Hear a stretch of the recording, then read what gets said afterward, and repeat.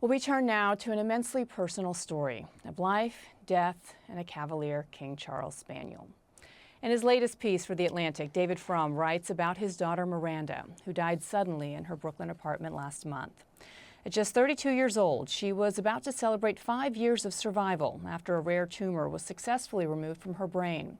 Miranda's last gift, David writes powerfully about what made her so special, the overwhelming grief of losing a child, and taking in her fiercely loyal dog, Ringo. David and Ringo Frum, welcome to the program. Thank you. This is a David, high-risk experiment we're conducting. well, let's see where this takes us.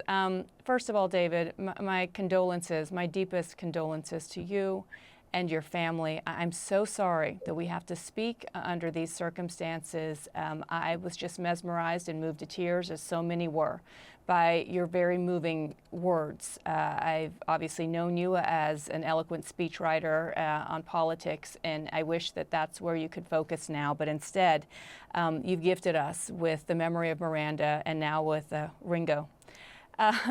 Can you please just tell us in these first few moments about Miranda, your incredible daughter?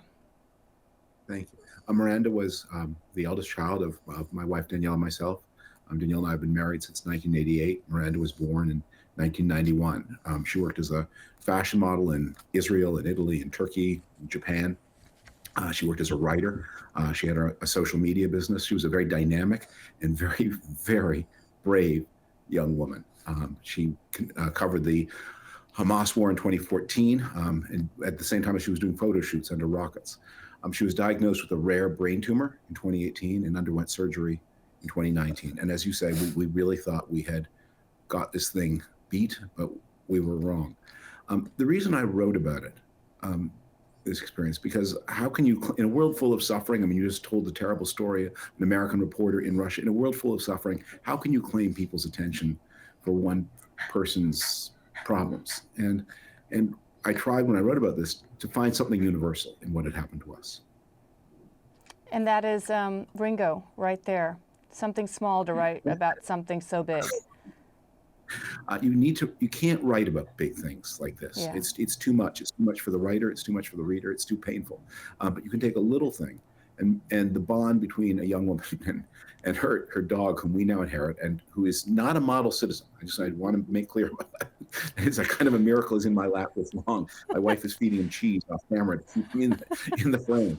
But these are stories we all have. We are all sooner or later going to join the community of suffering, and we're all going to need sources of strength, and this guy's one of them. How far you've come as assistant number 2. Ringo's doing well so far. So let's take this conversation forward. You know, after reading your piece, I really became curious to learn more about Miranda. I'm sure everybody did. I tried to search her and look her up and find more and more, as much as I could, about her. And thanks to your reporting and your essay and your wife, telling her followers and reminding of her followers of a podcast that she had Miranda on about dating apps and whether or not they're the death of romance and courtship. I ended up listening to the entire podcast because I was just so entranced by Miranda, her humor, her relationship with her mother, which I could tell was very close and at times a bit uncomfortable given the context of the conversation. I want to play a clip from it because Ringo is mentioned as well. I don't think there's anything more thrilling than being picked up at a bar. I mean, that's not, or a lounge, or like a high-end place, or Miranda, a cocktail party. I don't know how that came out to your mother. Not like in a up weird way, just like, you know, a guy that you're looking at, he's looking at you, it's age appropriate, it's cute. He comes over and he just starts chatting you up. I can't tell you how many times people have been like, so tell me about your furry friend. And it's like, this is Ringo, he's 3, no, he's not adopted. You're talking about a dog. Let's be clear, we're talking about a dog. You're not into furries. David, what comes to your mind when you hear that? Miranda was always the sharpest wit in every room. She is so so funny. And her jokes about Ringo were when Ringo, he's got very short little legs, and he would sometimes try to jump onto the furniture, and he would sometimes miss. And she would look around and then reassure him, "Don't worry, no one saw." She also called Ringo the best gift you and your wife ever gave her, including the gift of life. And I was listening What? to an interview that you gave yesterday about this, and you said that obviously with the loss, like as profound as a daughter, a child, that what goes through your mind so much is guilt and what I should have said or what I could have done in certain moments. But when you Yeah. see that what Ringo, what she described as the best gift ever that you could have given her, there with you now, I'm sure that gives you a lot of joy as well. He gives us a lot of joy. He gives us a lot of trouble, but he's our way. He's our way to keep a connection to her forever. And I think what I said at the end of that piece was, we're he doesn't have a lot of respect for me, but we're bonded together, and I work for him now as assistant number 2. Miranda's joke was, I once said, I feel like his assistant, and she said, "You're not. You're Mom's assistant number 1. He's a Hollywood dog. He's got multiple assistants. You're assistant number 2," and that nickname stuck. What's interesting, assistant number 2, is that when you first gifted Ringo to Miranda, you didn't think that he was a good fit for her. Walk us No. through the arc of that relationship, because I was really touched when you described his behavior and how he seemingly sensed that she needed comfort and attention, and for him to remain calm in the moments right after her surgery. He understood what was going on. Dogs understand this, and that is I think the universal bond. He was with her through every moment of her surgery. The Stanford Medical Center allowed him to keep vigil with her.